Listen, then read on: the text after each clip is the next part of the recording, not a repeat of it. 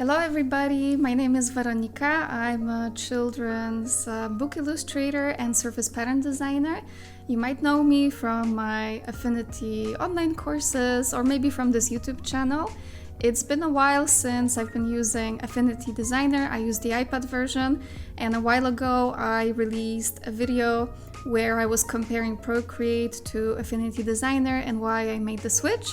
Now it's been something like 3 years, and in the last year I used Affinity Designer 5 times for professional work in the publishing industry, in the book publishing industry.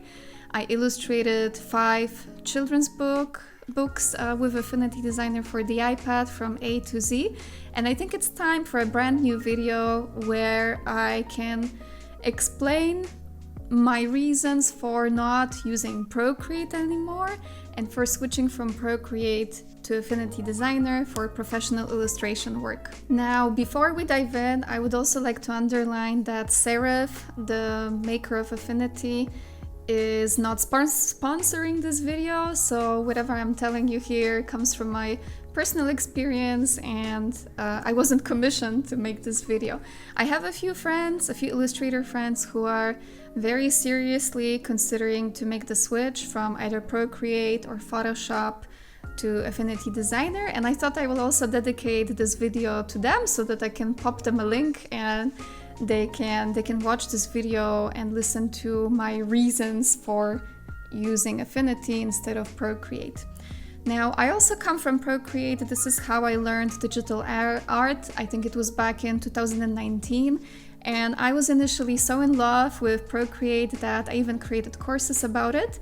But I came to a point in time where I saw, okay, that I'm being a little bit too limited, and this is what this video will also mention. So I was looking for alternatives, and quite by chance I came across a few artists over on Skillshare. Before I became a Skillshare teacher, I was a student myself, and I was really taking a lot of courses. And I've noticed, I think, courses by Liz Kohler-Brown, who was teaching about Affinity Designer. And I got very curious. And I decided to explore it and see for myself if I could make the switch. Now, let's start with reason number 1 for my switch. No more pixelation. So we are talking now about the power of vector art over raster art. I think that if you have a vision of what exactly you need to create and in what scale and in what dimensions, and you prepare for it in a good way, then you can totally do that with Procreate or with Photoshop. But I wanted to explore what kind of flexibility vector art will give me. And Affinity Designer is very unique because it lets you combine the best of the two worlds. You have the so-called personas, and you can switch between the vector persona and the pixel persona. For example, you can mix and match, and you can create your whole base as vector shapes, but you can still texture it with pixel-based brushes from the pixel persona. So that gives you this extra flexibility. I also have a dedicated video here on YouTube channel, I will link it, about the anatomy of vector art, explaining like what's really the difference. When you export your illustration that you created in Procreate and you want to scale it up or you want to zoom in, you will see its building blocks, little squares called pixels, and you will see that this will often lead to some limitations because your images might get blurry. So unless you're really working with big canvas sizes, you might get into trouble because you will not be able, for instance, to repurpose your art, and that will be because you didn't create it big enough to start with. And every time you will want to make it bigger and export it as bigger, it will get blurry and you will compromise the quality. With Affinity Designer, everything that I created is vector-based, and it applies both for illustrations and for pattern tiles that I created there. I was always able to repurpose it. Sometimes I got a completely new idea to make a puzzle design, for example, for my Redbubble shop, or to print something out as a big poster that I can gift as wall art to someone. If you have a vector-based document, it's really not a problem just to go to the export window and to input completely new dimensions that are, for example, 2, 3, 4 times bigger. When you export it, the quality will be crisp and there will be no pixelation. So that means that, in particular, repurposing your art, if you need it bigger, will be much easier if you start with vectors. Now, this doesn't mean that you have to give up textures, like I said, because you can use the pixel persona in Affinity Designer.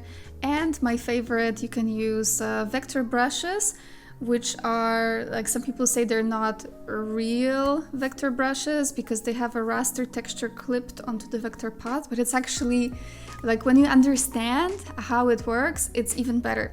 I have a video about it on my YouTube channel. It was like a live session that I recorded a while ago, and if you prefer to read about it, I have blog posts about vector brushes. Okay, and now reason number 2, limitless layers in Affinity Designer. So I've mentioned that if you have a vision of what you want to create and what might be the end purpose of it, it's okay if you're creating pixel-based art, because then you can anticipate and you can create a big enough canvas so that you can always have the size that you need.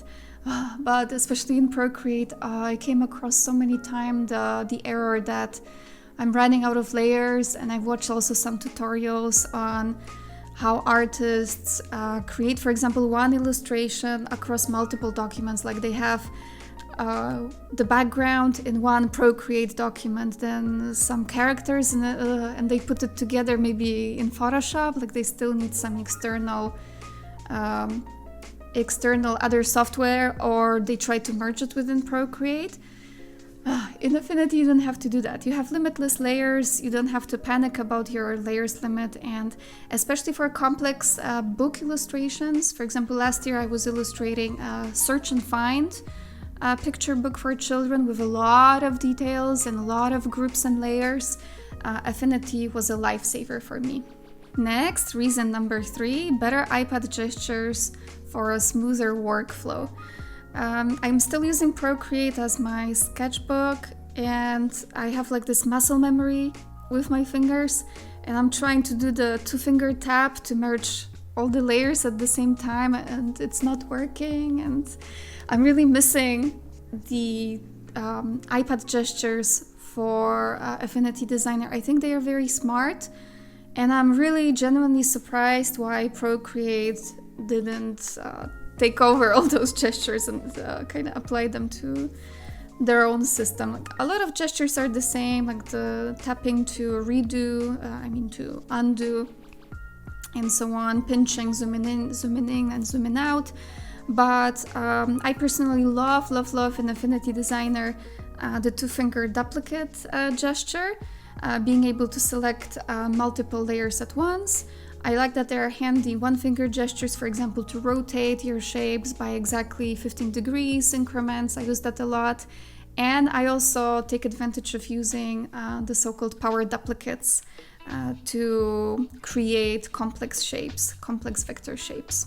So I find the interface and also the iPad gestures more more kind of user-friendly. I wanted to say not infinite, but intuitive.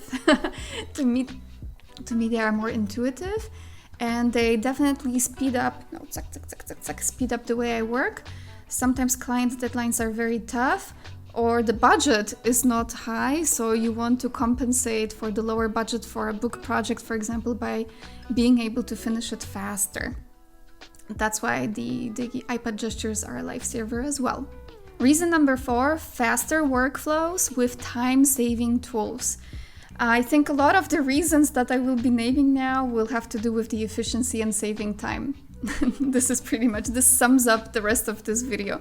I love creating the base of my illustrations with the ready-made tools. That's kind of what intimidates people coming from Procreate to Affinity Designer. They open Affinity interface and they see, okay, there's a menu to the left, there's a menu to the right, and there's a contextual menu above, and it's much more complex than Procreate, and people feel discouraged to learn it. And if yes, it is much more complex because it equals to it is much more powerful. It gives you many more options for editing, and not just illustration but also graphic design.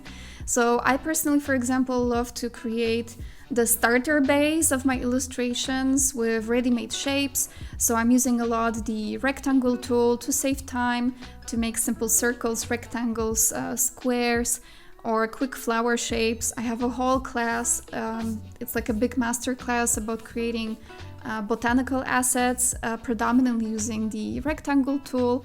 It's a really big time saver, together with Boolean operations. Those are special operations for merging, subtracting, dividing your shapes. Once you learn it and go past feeling that, oh, there's so much to learn and everything is new, when you get used to it, you're like a rock star, you know, and you start to illustrate very fast, and you get used to it. And when you go back to Procreate, you kind of miss all those shortcuts. Now, reason number 5 kind of deserves a separate slide. It's the assets panel. I released 2 courses about assets, and I'm sure I will be still putting some free content here on my YouTube channel to give you more insights into using assets. Assets can be not only vector, they can be also textures, raster textures, whole pictures. You can upload your JPEGs or PNGs as assets. You have a library that is to the side of your interface. And I have libraries for many things, and they helped me to save a lot of time. For example, I have a library for body parts, for building animals, for building people, botanical assets that I'm also sharing through my newsletter and in my courses. Of course, you build your library with time, and the more you work, the more you build, and the more you're able to recycle and kind of, again, cheat your way through and be faster and more efficient. I used to go around it in Procreate by creating stamp brushes. Sometimes if I wanted to save time and have ready-made elements, I would turn them into a stamp brush. So that's one way kind of to go around it in Procreate, but I do prefer working with the Assets Studio and Affinity Designer. All right, and now the final reason number 6, is the great CMYK mode for print work. So if you do work for publishing clients, I don't think it's that crucial for surface pattern design, for patterns, especially if you're doing designs for Spoonflower or your POD shop. You can go with the RGB color format, because often when you go to the technical requirements, you can see that RGB is fine with the printers that they're using. But 100% of all the publishing projects that I had for my clients is in CMYK. And I cannot give you my own personal experience example here with Procreate, because I never used Procreate for client work, but I heard that my colleagues, they start drawing in Procreate, but then they still have to use Photoshop to check the CMYK colors. I don't know why it is like that Procreate has some issues with CMYK, but eventually, especially for publishing, the colors have to be spot on. You really have to know what you're delivering if you're doing books or anything for print. And Affinity Designer is okay working with CMYK. I mean, what does it mean, okay? It's technically speaking, everything is fine. So when you finish an illustration in Affinity in the CMYK print-friendly color format, and then you send it over to clients, everything is fine. It will print out correctly.